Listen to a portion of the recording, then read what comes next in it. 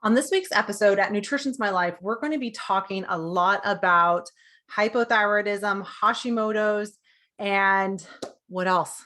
Your family. So the reason why I'm saying family is that when it comes to being healthy long term, we think of just us, right? We think of it's just me and my issues. But in reality, if you have a family, it can be everyone, involved as well. So we want to make sure that we're including everyone, especially around dinner time. So I wanted to say a few things that I have seen come up in my practice. And I think that it's really important that we do discuss them. So that way you are able to be successful with your lifestyle, with your diet, with the foods that you enjoy long term. So if you have a pen and paper, let's get started, shall we? So one of the biggest things that I see as an inhibiting factor for someone to be successful with their thyroid and their just in general, just being thyroid healthy is picky eaters. So whether the picky eater is yourself, whether the picky eater is your kids or even your spouse. So that's something that I know can be really difficult for a lot of people is like, hey, I'm cooking dinner for myself. My kids like something else and my husband likes something else. And I don't know how to get everyone on the same page, right? It's exhausting. I've had someone tell me that they cook dinner for their spouse in the morning while they're doing their work and everything. And then once the kids get home, they cook the kids dinner, and then they end up having either the kids dinner or they just kind of munch onto whatever it is. So if you're struggling like that, I'm going to give you some awesome tips for those picky eaters. And then we're also going to be talking about other important things for the Hashimoto's hypothyroid warrior to be able to really, really start to be successful with their diet. So when it comes to a picky eater, the picky eater, y'all, this is more of a exposure issue than it is anything else, right? Because if they haven't been exposed to that food, they're going to be like, I don't like it. I don't like it, right? Because in addition to that exposure, it is also a control thing. So when do they usually get that controlled time in their life, right? That 2 to 3 year old time, right? And that's when they're like, I do it. I do it. Nuh-uh, no, I do it, right? And this is when the kids start to learn no, I have a say in what I'm putting into my body. I have a say in this. And this is why it becomes, a battle at dinner time for so many people. And so there's a few things that I like to have my clients do to overcome their picky eaters and to get everyone on the same page so that you're not having, arguments at dinner time and it's not stressful and it becomes an easier, just kind of go with the flow evening versus this like all ongoing battle that you anticipate every night. And so like I said, the first thing when you have a picky eater or when someone's not wanting to, eat the foods that you're preparing is just continue to expose them with it, right? Because with exposure, they are going to now start to correlate like, oh, it's not actually that scary. Oh, mommy's eating it over here or over here, right? We don't want to say like, well, why is mommy eating that and I'm eating this, right? Why is that food good and mine bad or mine good? And it doesn't make sense, right? Because when it becomes dinner time, we can all eat the same things and achieve our goals just by watching the portion sizes that we have of those foods that we have, right? And so some of the things that we can try to do is one is get the kids in the kitchen with you. I cannot say this enough over and over again. This is going to be the best thing that you can do. And if your picky eater is your husband, on the weekends or whenever you have time, make fun of not make fun of him, but make fun of this time, right? Put the music on, have fun, pick out something that you like. One of my favorite meals that we went out to dinner and ate was steak with this type of potatoes and asparagus, and it was so good. Like, are you open if we try to like have it, like make it this weekend? You want to like get together and do that, right? Put the music on, open up a bottle of wine if that's your thing, and just enjoy the process of cooking together. And when it comes to kids, sorry, my dog, my husband's, I guess, getting home. My dog's like, hey, mom, did you know dad's home? And so one of the things that we can do to help out with the picky eaters as far as the kids go is I like to say, here are two options of recipes, right? We have this one, maybe this pasta has broccoli in it, and broccoli is scary, right? I mean, most kids like broccoli. It's an easy veggie that a lot of them do like. But maybe what we try to do is say, hey, this one has broccoli in it, and we're just using this. And maybe it could be spinach, it could be peas, it could be mushrooms, right? It's whatever veggie that they say all the time they hate, they don't like it. But then we're going to pick that same ingredient within the other recipe, but they're going to be different recipes. Maybe this one's pasta, and maybe this one is a stir fry, right? Or maybe this one, or maybe your kids are like, oh, they can't be touching, I have to have things separated. Maybe we find recipes that are different separations of stuff, but they are very similar, but they're different at the same time. Maybe one's Mexican flavored, maybe one's Italian flavored, right? We have some of the similar vegetables, and I say vegetables because that tends to be the thing that kids are most picky with, right? And it could be another food, it could be chicken, it could be shrimp, or whatever it may be. Right. But we're going to just say it's a veggie. And then what we're going to say is, hey, do you want to help mommy cook one of these? Like, let me know which one you want to help. And we're going to have so much fun cooking this. So what you're doing is you're in control, right? Mom or dad is in control, or grandma, whoever is responsible for the kiddos. We're in control, but then the kid over here thinks they're in control and saying, hey, I get to have a choice over what I'm going to be eating. Yes, please. Like, sign me up for that. Right. Because I like to be in control because I do it. Right. And so now that you're saying this, is like, okay, I know that it's going to be easier at dinner time because I'm going to be able to get the veggies in that my body needs. And then the kids are going to start to learn how to enjoy their veggies too. And then when that time comes where they get to help out, right? Obviously do it age appropriate, where, I mean, I had my kids in the kitchen from the time they were born, right? They sat there on the table or on the counter with me, and then they were on the floor. Then I would give them a bowl with nothing in it. And then I'd give them a little bit of whatever I was mixing and let them mix and make a mess of it, touch it and feel the different textures and everything. Because what is happening is that they don't understand that, hey, this is where the food originally looks like, and now you made it into this thing doesn't look at all like what I thought it was, right? And so then it goes through the while you're cooking, if it's appropriate and like not raw chicken or raw egg or anything like that, let them taste it along the way. Let them have fun with, okay, can you mix this into here, right? Start doing all the age appropriateness. If they're older kiddos, like my kids are 7 and 9, and they've been using a knife for, gosh, since they were 4 or 5. We had them with the plastic, like ridged knives, and now they're able to use just a regular knives and can do it just fine because we taught them knife safety and everything. And now they're able to help out if we invite them to. Now, are my kids the best eaters? And do we have times where we're having issues? 100%. My daughter does not like mushrooms, and she will, don't give me any of that. My son yesterday for olives with our dinner was like, I don't like it. And I'm like, that's fine. But I do require you to try it, at least one bite of it. Okay. So you don't have to eat all of them, but I do want you to try it at least one bite, because this is the food that mommy made. Right. And so we do that one bite rule. And that one bite rule is you have to try it. You don't have to like it. And they let them know, like, you don't have to like this. You don't have to like this at all, but you do need to try it. And we do need to swallow it too. We're not going to spit it back out. And that's where some of the kids initially were like, I'm going to gag on it, right? I'm going to have all these issues. And that's hopefully where exposing them more and getting them in the kitchen will help out with that. But now what we're trying to transition to is understanding and building that relationship with food. And that food isn't that scary. It's good and it tastes good. And so that's where we kind of get on track with that. And then we can take it a step further and say, like, what if they refuse and they say, I'm not going to eat anything. I'm going to push that plate away. I'm not eating that.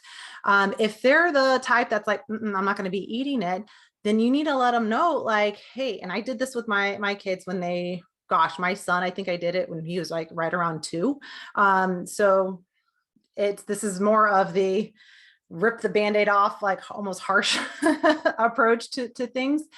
But what I'm trying to say is like, hey, if you don't eat, you're more than welcome to go to bed hungry, but this is what's for dinner. And if you're choosing to not eat this for dinner, you're choosing not to eat. There are no other options out here, right? And we're saying this because you can have a choice of breakfast. You can have a choice of what you want in your lunch and your snack, but unless you're cooking dinner, mom or dad or whoever adult it is, they're the ones cooking dinner, and we're not short order chefs. And so if you want to say in something, say, hey, if you want a certain meal, let me know and I'll cook it this week for you, right? Or you can help me out with that. But for the day-to-days, this is what's going to be for dinner. We can have a conversation with them, sit down at the beginning of the week and have everyone, help out with planning the meals if you want to go that route. But honestly, just letting them know, like, hey, you're going to be hungry if you choose not to eat this. And what happened with my son? 2 nights in a row, he went to bed without dinner. But what did he learn shortly after? And the beautiful things about kids, y'all, they had their lunch and breakfast and they had snacks. So he wasn't a starving kid, but kids are not going to let themselves starve, right? They're going to be like, fine, I will eat this. I'm not going to be happy about it, but I'm going to eat this. And like I said, that's usually like the last resort type of thing that we do. But I had to pull that card with my son because he is Ethan. which means strong-willed. Why did I choose that name, right? He's a very strong-willed kid. He puts the brakes on. He says, nope, I know what I like, I know what I don't. But over the years, yes, does he have a couple times where he's like, oh, I don't want that? And we just say, okay, do your best with the foods, but you do need to eat these veggies, right? And sometimes what we can also do is, my son, if he could have it his way, he would eat an egg taco every morning. He would have meat, and that would be all he would eat. He would just be the meat and potato kind of guy, right? He is that is him. But what we have found out is he can get constipated from not eating his veggies and not eating some fruits and nuts and seeds. And so we've reminded him, like, hey, remember when you couldn't poop and how it didn't feel good? And then you started eating more fruits and veggies again, and you don't have those issues. Let's eat those veggies, right? And just reminder of, remember how you didn't feel good when you didn't eat these things, right? And we're going to start to correlate how the food makes them feel. And that's something that I do if I ever have a picky eater on session with me. My background is I started my career as a NICU pediatric dietitian. So I actually helped run a therapeutic feeding clinic at the initial part of my career, where I helped out with those picky eaters with a speech therapist and an occupational therapist. And then there was myself. So like when I talk about this is stuff that really does end up working. So the next thing I was about to say is something called food chaining. So food chaining is something where you are exposing them to the food, right? And so you're saying, hey, and this works for you. If you are a picky eater, if your spouse is a picky eater, this works for you. So let's say for dinner, you decide to make spaghetti. Spaghetti is a hit for most people. This is good. I can add in spinach and kids do fine without anything, or I don't have an issue with it. But then when we add the mushrooms, that's when I'm like, ugh, people start to have a say with it. So instead of adding a half a thing of mushrooms, a pint of mushrooms, add 1 or 2 mushrooms to it. So you get one bite maybe of it. And then the next time you make something, maybe you make a stir fry or you saute something up and you mix some veggies in together, and maybe you add 3 or 4 of those mushrooms in instead of just 1 or 2. And then the next time you do it, so you're just slowly adding in more of that food that person did not like, right? So you're slowly exposing them without kind of shoving their face and be like, you eat your mushrooms, right? You eat those mushrooms. So it's just a slow exposure, because again, it can take up to 20 tries for someone to like and accept a new food. I would even differ even like higher than that, because growing up, I despised dill, hated it. hated dill. It was disgusting. Do not get that near me. My mom would always like add that to the fish. And I couldn't. I was like, why are you doing this to me? Like, I didn't do anything to you. Why'd you do this to me? Right. I hated it for years. I just avoided everything that had dill in it. I was like, except for ranch. I mean, I like ranch. but then I was like, I am constantly telling everyone, you just got to try it. Just keep trying it until you like it, right? You just got to keep trying it until you like it. And so I was like, fine, Nicole, I'll take my own advice and start doing this. And okay, I'll try it, do it. And you know what I love? I love now adding dill. No, I will not add in just the fish will just be dill. No, it won't be, but I can make my own ranch and I'll have a lot of dill in it. I can now make some tzatziki or have some tzatziki sauce or dip, and I can dip my veggies in that without any issues. And it's something that I am slowly getting used to, right? So and this works for the exposure of new veggies too, right? We're just slowly trying them out. Do you like your veggies roasted? That's how I prefer my veggies most. Give me my veggies roasted and I am a happy camper, because when we are roasting those veggies, you are doing it at like 425 degrees. I usually just spray a little bit of avocado oil onto it, and then sometimes a little bit of garlic powder, depending on what I'm doing with it, and then roast it for like 20 minutes, 25 minutes, depending on the heat or the doneness that you like. Bring it back out. And what you're doing by that and leaving it in there is that you're caramelizing. So you get this, it's my fancy name, it's called the Maillard reaction.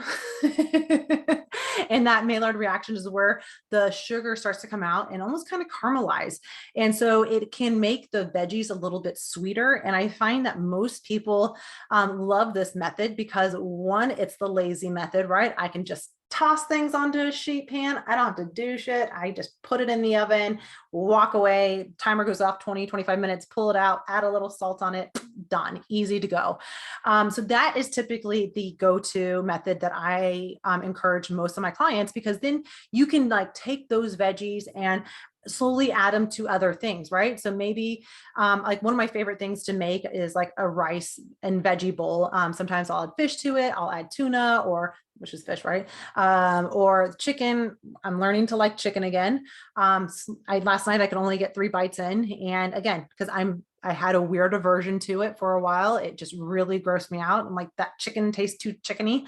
And so I am slowly exposing myself. I went a long time with just avoiding it because it really just made me nausea. I ate it and I lost my appetite whenever I would try to take a bite of chicken, unless it was chicken nuggets, because it, it's fried.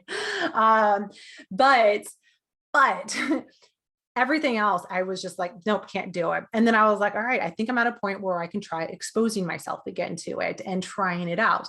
Am I eating an entire chicken breast by itself yet? Nope. I'm not. Definitely if it's on the bone, nope. But which is weird, because then I do blood sausage and I eat stuff off of bone marrow, right? So just know that it's normal to have these aversions. It's normal to have some of things going on, but what's not normal is to label them as I won't eat them. I won't have this. I can't eat it. I don't do that, right? So okay, maybe I haven't tried it in the way I like it. Some people love their veggies steamed, right? Maybe you need to steam it. Do not try to feed me steamed veggies. I will throw them back at you. No, thank you. It just reminds me of like going to like Luby's when I played soccer and we just get all this mushed veggies, and it wasn't worth it to me. So, that's my thing, is just figure out how do you enjoy it, right? Try it in different ways. Maybe the only way you'll eat it is by dipping your veggies in hummus or ranch or that tzatziki. I don't care how you get them in. We just want you to get them in, right? Just try to find ways to incorporate them into your day, into your meals, into your foods. What about sneaking foods in, right? So let's talk about this. Sneaking foods in can be helpful. Let's say like when I make meatloaf, I will add an entire carrot and an entire zucchini when I make my meatloaf. Now, Now, do I need to drain it and make sure like the zucchini is like as dry as possible? Yes, I do, because it does get a lot of liquid in my meatloaf, but I mean, it's still delicious. Everyone devours it and we don't have much left over whenever I do make it. Same thing with like muffins. Muffins are really easy for getting in your veggies, right? So that's one thing that we'll do is like you can zucchini and carrots or pumpkin blend beautifully into into muffins. And then I add flaxseed into my muffins as well. And so then we can enhance the flavor by a lot of times, if I have like a zucchini in my muffin, I'll add some blueberries, frozen or fresh, into it to help out with a little bit more sweetness. So you get that little bit. So I have some questions here on TikTok. What types of food should you avoid when you have a thyroid issue? So that's a great question. So when we're talking about foods and how to be successful with the thyroid diet, right? We talked about the family component. We talk about those picky eaters. Now, what about oh my gosh, the information overload. What should I not be eating? I can't have this. I shouldn't eat gluten. I shouldn't do dairy. I shouldn't do this, right? And when it comes to that, when it comes to the thyroid health, so what I find is that so many people are restricting themselves, removing and just pulling stuff away, right? I can't have dairy. I can't do this. I can't have that. And so they're like, what am I left with, right? And so that's when you get on social media, you get on the internet and you're looking up what's the best diet for thyroid, right? And then this person over here is saying that you have to do the AIP. This person over here is saying you have to do paleo. This one's saying you have to do keto, you have to do this. And what I can tell you is that one diet does not fit all. So we cannot say that this type of diet is going to be what's best for you. What needs to happen for the thyroid, and this just goes with any health condition in general, but we're talking thyroid here because that's what I specialize in.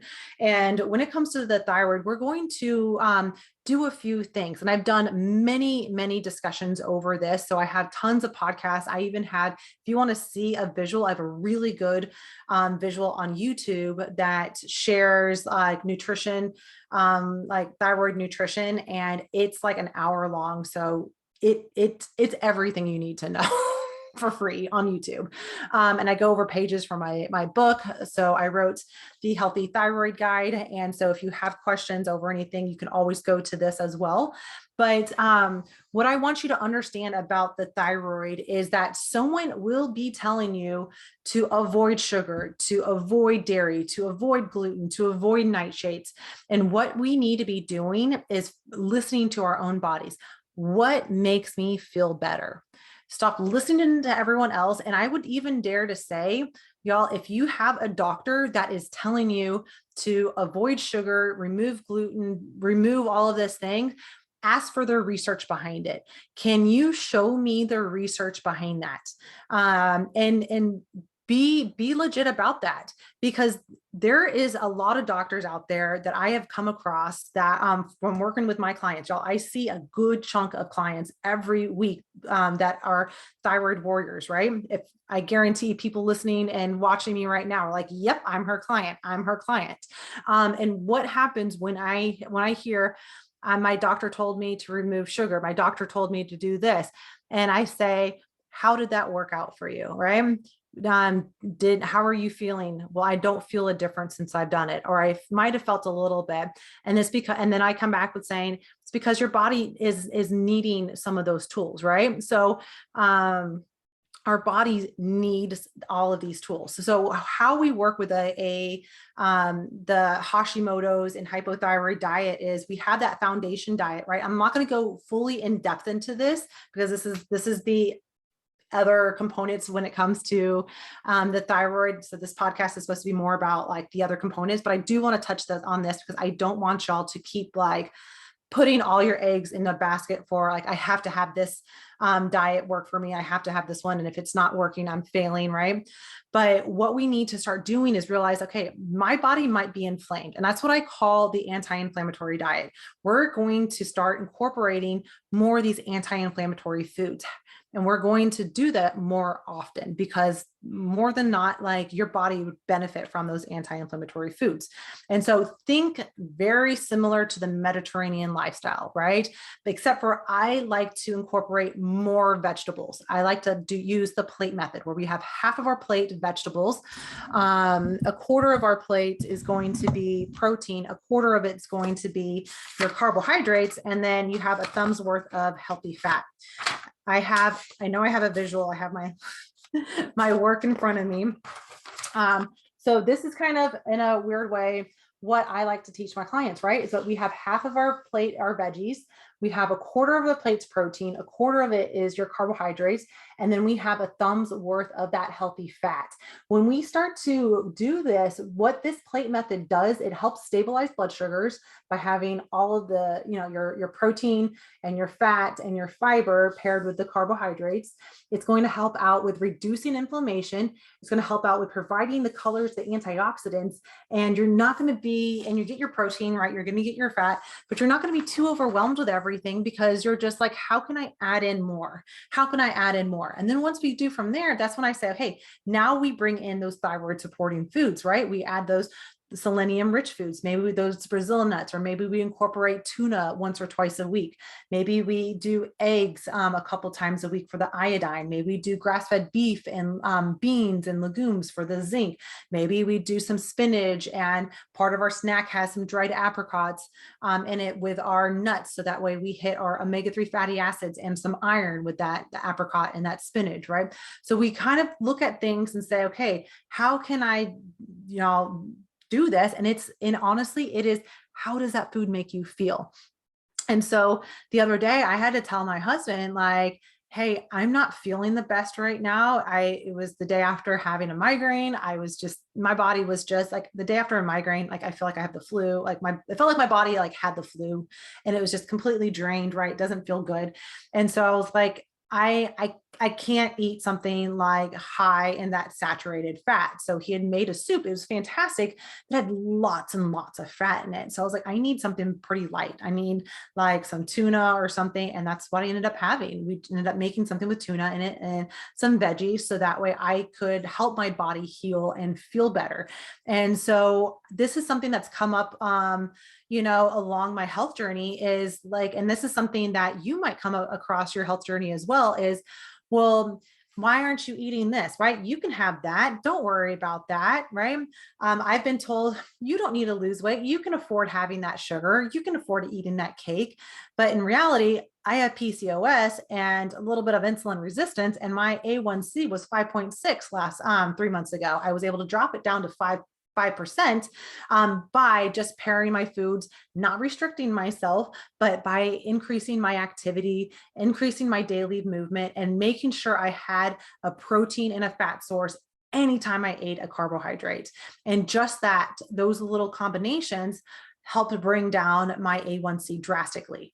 And I'm not a big person, right? I am not like, I'm 5'8" ish, 5'7" 3/4, and I'm like 140 pounds. So I'm not a big person, but I've definitely got the looks of, well, you don't need to be eating like that because you're not big, right? And you can have this from something else, right? It could be, oh, you don't need to have that, and just have this as your cheat day. Just do this or whatever it may be.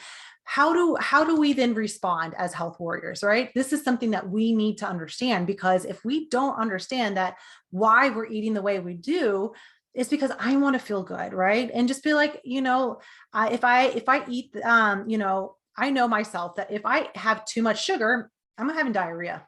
My body is like, nope.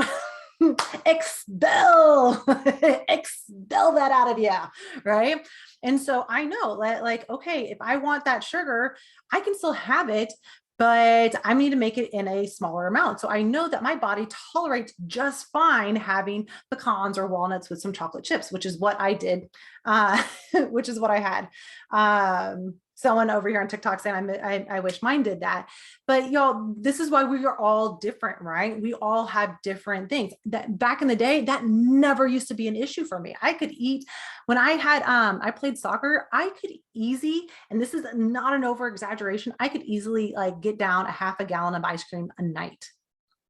You understand what I just said? A half a gallon of ice cream. I could eat that.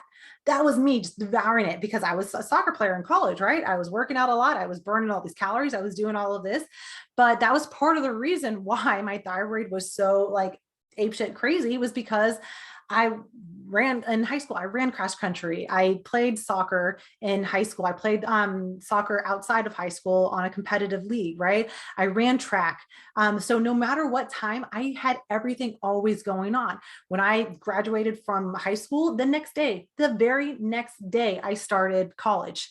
Next day I started college, right? Once I stopped playing soccer in college, I was like, what am I supposed to do with my time? I don't know what I'm supposed to do with my time. So I became an EMT.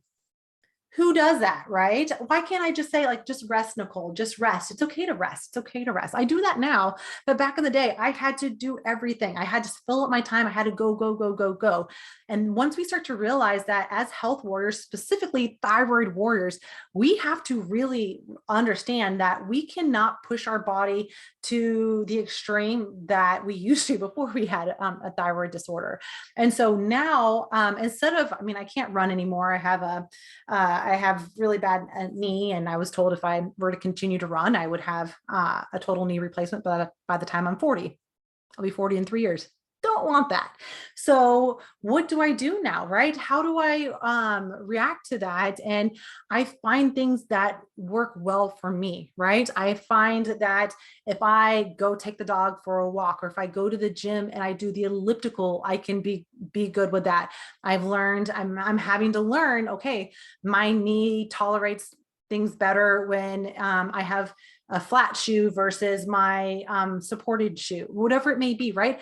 Figure it out and just realize, like, you can still do all the things that you want to do. We're just going to have to probably do them in just a little bit of a different of a way. But it doesn't mean that it's like, oh, I have to do it in a different way. Oh, woe is me. My life sucks. It's horrible. But because we have those moments, I've been there, right? Where it's just like, oh, like when I was told, like, you cannot run anymore or else you'll get a total knee replacement, my identity was ripped away from me. What am I supposed to do? That is how I handle my anxiety. What are you supposed to tell me? Like, how am I supposed to handle my anxiety now that you took the one thing that brings me back to normal? After that was done, I had that taken away from me. You know what I ended up doing? I ended up having panic attacks not too long after that. Because I didn't cope well. And so part of how we need to cope with some of these things is therapy. Holy crap, y'all. If you're a health warrior and you feel like things, stress, anxiety, things are going like crazy, please reach out to a therapist. I feel like that was the last thing that I needed to really get over my hump of that constant cycle of being like, I'm sick. I will always be sick. I'm never going to get better. My life sucks, right? Like, all of those thoughts go through my mind, or went through my mind. And I felt defeated all the time. I felt like I was just like, like less than. I felt like a failure.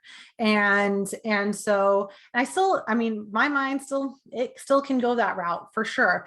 But what happens when you go to therapy is you learn tools. It's not just, oh, I got everything off my chest.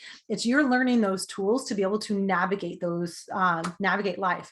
I like to tell my clients, like, there's stress is always going to be there. There's going to be something there in your way at some point in your life. And if that happens where you just like get knocked over because of that stress and it's a hard time, that your thyroid's going to get a hit. That autoimmune disorder that you have is going to flare up. Your life is going to be a lot more difficult. Or we can try right now to learn some things to help you navigate stress, right? Why I talk about the stress flame so often. And I want you to weeble wobble, but you not fall down, right? We will wobble, but I won't fall down. And the reason why is that stress is going to happen. So we need to be able to figure out how to, like, okay, that happened. How do I come back from that? Right. So to be completely transparent, I have shared with y'all a lot of things over the years, and we're in a place right now where my husband is searching for another job. And that's been a lot of stress on me, right? Like, right now I'm like the sole income provider of this house. Like, holy crap, right? That's a lot of pressure, and making sure I'm doing everything.